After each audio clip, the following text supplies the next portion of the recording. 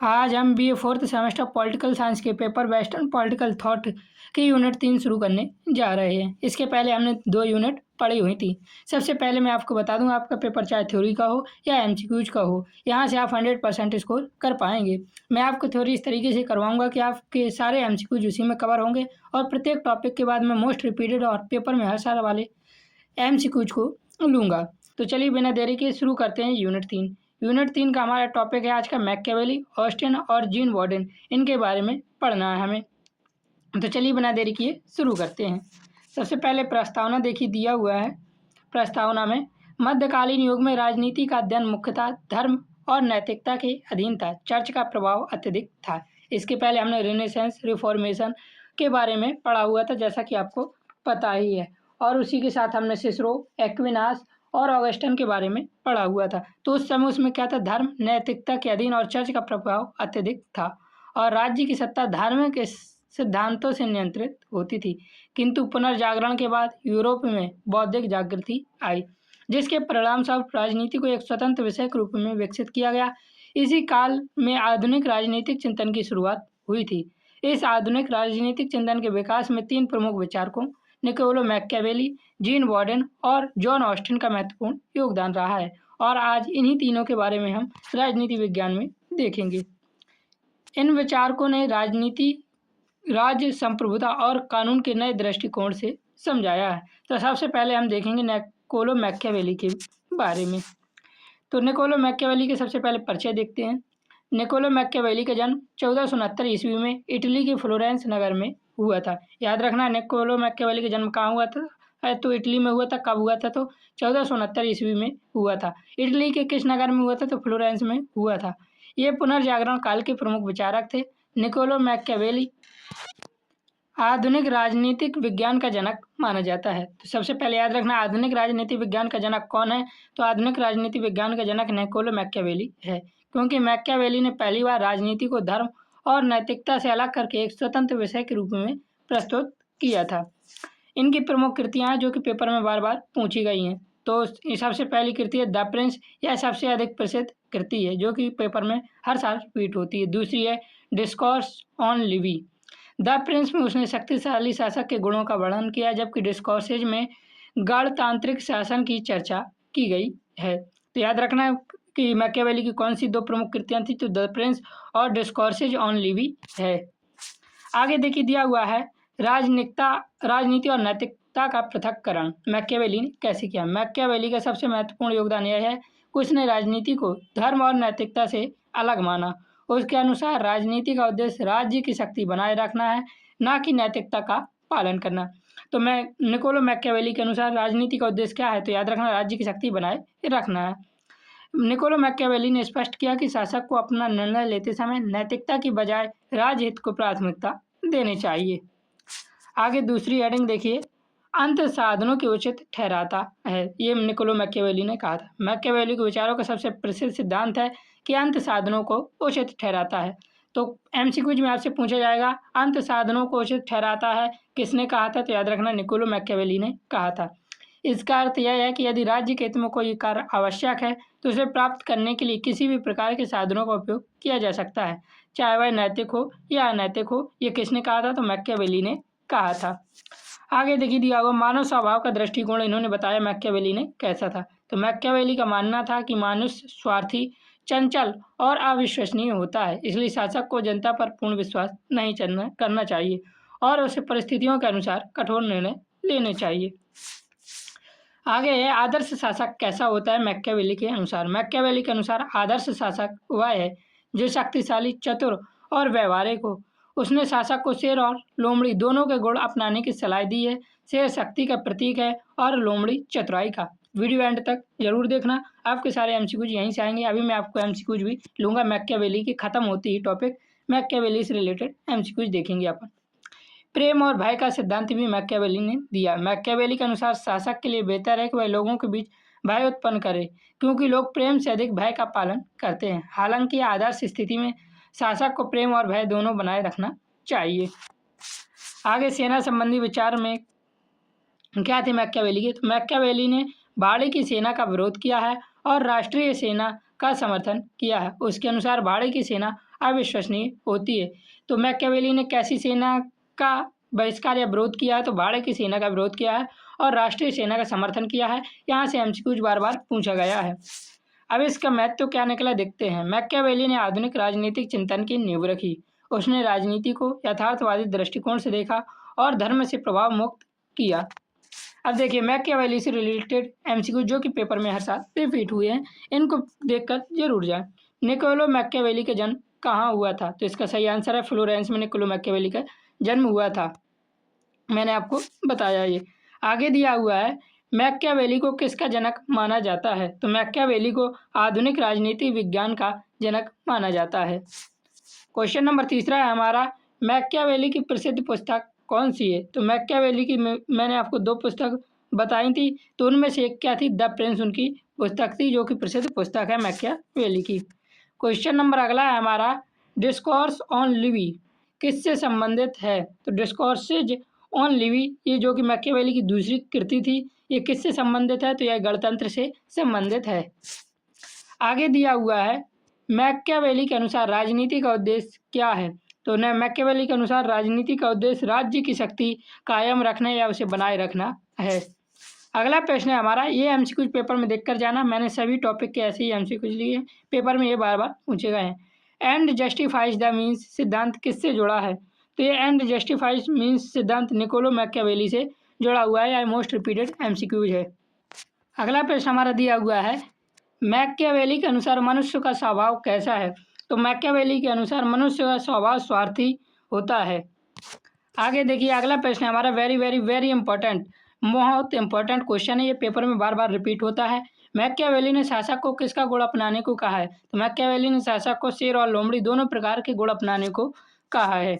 अगला प्रश्न हमारा जो कि दिया हुआ है, मैकियावेली के अनुसार शासक के लिए क्या बेहतर है? तो प्रेम और भय दोनों ही शासक के लिए बेहतर हैं। लेकिन ये मैकियावेली, लेकिन उसने क्या किया? दोनों नहीं कह सकते, इसमें भय को ज़्यादा मान्यता मिलेगी। मैकियावेली के अनुसार शासक के लिए भय बेहतर है प्रेम से। प्रेम भी जरूरी है, लेकिन बेहतर क्या है? तो बेहतर भय है, याद रखना। इसका दोनों मत लगा देना गलती से, जैसे मेरे से हुई। अगला प्रश्न दिया हुआ है, मैकियावेली किस सेना का समर्थन करता है? तो मैकियावेली राष्ट्रीय सेना का समर्थन करता है और भारत की सेना का विरोध करता है। तो इसका सही आंसर है सी, राष्ट्रीय सेना का समर्थन करता है। अब दूसरे जो राजनीतिक आते हैं, विचारक आते हैं, उनका नाम है जीन बॉर्डेन। इनका परिचय देखिए। जीन बॉर्डेन का जन्म 1530 ईस्वी में फ्रांस में हुआ था। यह पुनर्जागरण काल के प्रमुख विचारक थे। जीन बॉर्डेन को संप्रभुता के सिद्धांत के लिए जाना जाता है। तो याद रखना, जीन बॉर्डेन का जन्म कब हुआ था? तो 1530 ईस्वी में फ्रांस में हुआ था। ये पुनर्जागरण काल के प्रमुख विचारक हैं। और जीन बॉर्डेन ने किसके सिद्धांत के लिए जाने जाते हैं? तो यह संप्रभुता, सर्वजनिटी के सिद्धांत के लिए जाने जाते हैं। अगले देखिए दिए हुए इनकी प्रमुख कृति कौन कौन सी है? तो जीन बॉर्डेन की प्रसिद्ध कृति है the sixth book of the Commonwealth. Very very important MCQ में पूछा जाता है ये पेपर में हर साल, कि जो जीन बॉर्डेन है उनकी प्रसिद्ध पुस्तक कौन है? तो the sixth book of the Commonwealth है, या the six books of the Commonwealth किसकी कृति है? तो जीन बॉर्डेन की कृति है, याद रखना। इन्होंने जो संप्रभुता का सिद्धांत दिया उसे देखते हैं। बॉर्डेन का मुख्य योगदान संप्रभुता का सिद्धांत प्रतिपादन है। उसके अनुसार संप्रभुता राज्य की सर्वोच्च शक्ति है, जिसके आधार पर कानून बनाए जाते हैं। तो एमसीक्यूज में पूछा जा सकता है, राज्य की सर्वोच्च शक्ति संप्रभुता है, जिसके आधार पर कानून बनाए जाते हैं, ये किसने कहा था? तो जीन बॉर्डेन ने कहा था, याद रखना, वेरी वेरी इंपॉर्टेंट है। आगे देखिए संप्रभुता की विशेषताएं। सर्वोच्चता का अर्थ है संप्रभु सर्वोच्च होती है और किसी के अधीन नहीं होती है। स्थायित्व होती है, अविभाज्यता होती है और निरंकुशता होती है। स्थायित्व का अर्थ है यह स्थायी होती है, अस्थायी नहीं। अविभाज्यता मतलब संप्रभुता को विभाज्य नहीं किया जा सकता। निरंकुशता, यह किसी बाहरी नियंत्रण से भी मुक्त होती है। कौन? संप्रभुता। और अपने राज्य को अपनी संप्रभुता बनाए रखनी चाहिए। संप्रभुता का स्थान कैसा है? तो बॉर्डेन के अनुसार संप्रभुता राजा में निहित होती है, इसलिए उसने राजतंत्र का समर्थन किया है। तो याद रखना, बॉर्डेन ने किसका समर्थन किया? तो राजतंत्र का समर्थन किया है। संप्रभुता राजा में निहित होती है, ये किसने कहा? तो जीन बॉर्डेन ने ये कहा है, याद रखना, वेरी वेरी इंपॉर्टेंट है। जीन बॉर्डेन का महत्व देखिए। बॉर्डेन ने आधुनिक राज्य की अवधारणा को स्पष्ट किया और संप्रभुता को एक वैज्ञानिक रूप में प्रस्तुत किया था। अब जीन बॉर्डेन से रिलेटेड जो एमसीक्यूज पेपर में हर साल रिपीट हुए हैं उनको देखते हैं। जीन बॉर्डेन किस सिद्धांत के लिए प्रसिद्ध हैं? तो जीन बॉर्डेन संप्रभुता के सिद्धांत के लिए प्रसिद्ध है, याद रखना। अगला प्रश्न हमारा दिया हुआ है, बॉर्डन की प्रसिद्ध पुस्तक कौन सी है? तो बॉर्डन की जो प्रसिद्ध पुस्तक है वह द 6 बुक्स ऑफ कॉमनवेल्थ है। इसका हमारा सही आंसर हो जाएगा। सारे एमसीक्यूज थ्योरी से ही आते हैं, इसलिए थ्योरी को अच्छे से जरूर पढ़ना। एक बार पेपर से पहले 2x में जरूर देख लेना। इसके पहले की वीडियो के लिए डिस्क्रिप्शन पर आपको प्लेलिस्ट का लिंक मिल जाएगा, वहाँ से जाकर जरूर देखें। बॉर्डन के अनुसार संप्रभुता क्या है? तो बॉर्डन के अनुसार संप्रभुता है राज्य की सर्वोच्च शक्ति। संप्रभुता से बड़ी कोई शक्ति नहीं होती है। ये किसके अनुसार है? बॉर्डन के अनुसार। अगला प्रश्न है हमारा, संप्रभुता की कौन सी विशेषता नहीं है? तो इसका हमारा सही आंसर हो जाएगा, देखिए, सर्वोच्चता संप्रभुता की विशेषता है, स्थायित्व संप्रभुता की विशेषता है, विभाज्यता संप्रभुता की विशेषता नहीं है, अविभाज्यता संप्रभुता की विशेषता है। क्या है संप्रभुता की विशेषता? अविभाज्यता है, विभाज्यता नहीं है। और निरंकुशता संप्रभुता की विशेषता है। तो इसका सही आंसर हो जाएगा सी, संप्रभुता की विशेषता नहीं है। अगला प्रश्न दिया हुआ है, बॉर्डन के अनुसार संप्रभुता कहाँ निहित होती है? तो बॉर्डन के अनुसार संप्रभुता राजा में निहित होती है। अगला प्रश्न है वेरी वेरी वेरी इंपॉर्टेंट, ये पूछा गया है, संप्रभुता की कौन सी विशेषता सही है? ये इंपॉर्टेंट नहीं है, रिपीटेड क्वेश्चन है। तो संप्रभुता की कौन सी विशेषता सही है? तो संप्रभुता स्थायी होती है, अस्थायी नहीं होती, विभाजित नहीं होती, अविभाज्य होती है, सीमित नहीं होती, स्थायी होती है। अगला प्रश्न, अब आगे देखिए, प्रश्न नहीं दिया हुआ। अब अगले विचारक आते हैं जॉन ऑस्टिन। जॉन ऑस्टिन का भी योगदान रहा है। तो सबसे पहले इनका परिचय देखते हैं। जॉन ऑस्टिन का जन्म 1795 ईस्वी में इंग्लैंड में हुआ था। तो याद रखना, जॉन ऑस्टिन का जन्म कब हुआ था? तो 1795 ईस्वी में हुआ था। कहाँ हुआ था? तो इंग्लैंड में हुआ था। जॉन ऑस्टिन विधि शास्त्र के प्रमुख विचारक थे और कानूनी प्रत्यक्षवाद का समर्थक थे। तो जॉन ऑस्टिन के किसके समर्थक थे? तो कानूनी प्रत्यक्षवाद, या इंग्लिश में पूछा जाता है इसे लीगल पॉजिटिविज्म के समर्थक थे। इंग्लिश में वर्ड जरूर याद रखना, हिंदी में हो या नहीं, क्योंकि पेपर आपको हिंदी इंग्लिश दोनों में देखने को मिल जाएगा, लेकिन यदि हो सके तो दोनों में याद रख लेना। लीगल पॉजिटिविज्म के समर्थक थे कौन? जॉन ऑस्टिन, याद रखना। इनकी प्रमुख कृति है लेक्चर्स ऑन जूरिस्प्रूडेंस, याद रखना। जॉन ऑस्टिन की प्रमुख कृति है, प्रमुख पुस्तक कौन सी है? तो लेक्चर्स ऑन जूरिस्प्रूडेंस है।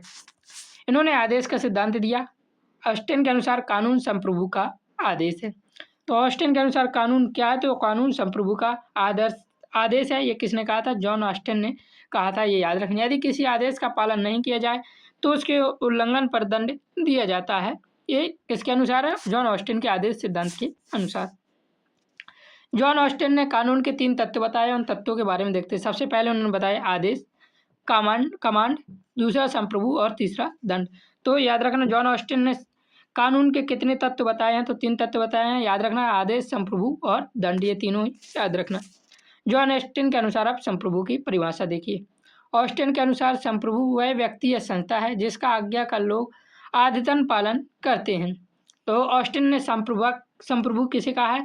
तो संप्रभु वह व्यक्ति या संस्था है जिसकी आज्ञा का लोग आदतन अपनी आदत से ही उसका पालन करते हैं। ये किसने कहा था? जॉन ऑस्टिन ने कहा था। आगे देखिए, कानून और नैतिकता में ऑस्टिन ने जो संबंध बताया वह कैसा संबंध था? तो ऑस्टिन ने कानून को नैतिकता और धर्म से अलग माना है। उसके अनुसार कानून का मूल्यांकन केवल उसकी वैधता के आधार पर होना चाहिए, ना कि नैतिकता के आधार पर। यह किसने कहा था? तो जॉन ऑस्टिन ने कहा था।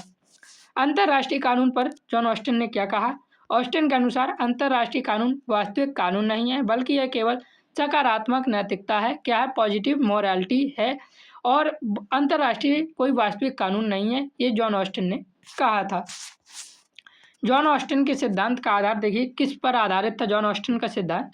तो ऑस्टिन का सिद्धांत उपयोगितावाद, यूटिलिटेरियनिज्म पर आधारित था, जिसमें अधिकतम लोगों के अधिकतम सुख को महत्व दिया गया है जॉन ऑस्टिन के सिद्धांत पर। इसका महत्व देखिए जॉन ऑस्टिन का। ऑस्टिन ने विधि शास्त्र को वैज्ञानिक आधार प्रदान किया और कानून को स्पष्ट रूप से परिभाषित किया है। अब इससे जॉन ऑस्टिन से रिपीटेड वेरी वेरी और मोस्ट रिपीटेड एमसीक्यूज हम देखते हैं। जॉन ऑस्टिन किस कानून का समर्थक था? तो जॉन ऑस्टिन कानूनी प्रत्यक्षवाद का समर्थक था। अगला प्रश्न हमारा दिया हुआ है, ऑस्टिन के अनुसार कानून क्या है? तो ऑस्टिन के अनुसार कानून क्या? संप्रभु का आदेश है। एक भी एमसीक्यूज मिस मत करना। अगर आप केवल ये एमसीक्यूज कर लेंगे तो यहाँ से ही आपका 70 से 80% कवर हो जाएगा, लेकिन यदि आप थ्योरी करते हैं तो 100% स्कोर करने के लिए तैयार हो जाएंगे। तो ऑस्टिन के अनुसार कानून क्या है? तो ऑस्टिन के अनुसार कानून संप्रभु का आदेश है। अगला प्रश्न हमारा दिया हुआ, कमांड थ्योरी किसने दी? तो मैंने अभी आपको बताया था कमांड थ्योरी जॉन ऑस्टिन ने ही दी थी, याद रखना, बहुत इंपॉर्टेंट है ये क्वेश्चन।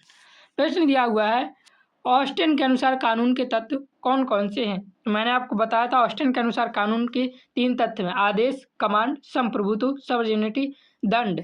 तो इसका सही आंसर क्या हो जाएगा? आदेश, संप्रभु और दंड ऑस्टिन के अनुसार कानून के तत्व हैं। ऑस्टिन के अनुसार कानून के कितने तत्व हैं? तो ऑस्टिन के अनुसार कानून के 3 तत्व हैं। अगला प्रश्न दिया हुआ है, ऑस्टिन के अनुसार संप्रभु कौन है? ऑस्टिन के अनुसार संप्रभु वह है जिसका आज्ञा का पालन किया जाता है, वह संप्रभु है। अगला प्रश्न है हमारा, ऑस्टिन ने कानून को किससे अलग माना है? तो ऑस्टिन ने कानून को किससे अलग माना है? तो नैतिकता से अलग माना है ऑस्टिन ने कानून को। एक भी एमसीक्यू मिस मत करना, सारे एमसीक्यू देखकर जरूर जाना, यहीं से आपको एमसीक्यू पेपर में देखने को मिलने वाले हैं। प्रश्न दिया हुआ है अगला, ऑस्टिन के अनुसार अंतर्राष्ट्रीय कानून क्या है? तो ऑस्टिन के अनुसार अंतर्राष्ट्रीय कानून कैसा कानून है? सकारात्मक नैतिकता का कानून है, यह कोई वास्तविक कानून नहीं है, ये ऑस्टिन ने कहा था। यह केवल एक क्या सकारात्मक नैतिकता का कानून है। अगला प्रश्न दिया हुआ है और इसके बाद ये हमारा आखिरी एमसीक्यू है, इसके बाद इसका कंक्लूजन देखेंगे और आप पेपर में यूनिट 3 से सारे एमसीक्यूज करने के लिए तैयार हो जाएंगे। ऑस्टिन का सिद्धांत किस पर आधारित है? तो मैंने आपको बताया था ऑस्टिन का सिद्धांत उपयोगितावाद पर आधारित है। Very very very very repeated MCQs है, इसे याद करके जरूर जाएं। ऑस्टिन का सिद्धांत किस पर आधारित है? तो उपयोगितावाद पर आधारित है। पीडीएफ के लिए आप हमें टेलीग्राम पर मैसेज कर सकते हैं, पीडीएफ पेड है, फ्री नहीं है, और उसका रुपये जो होगा मैं आपको वहीं टेलीग्राम पर बता दूंगा।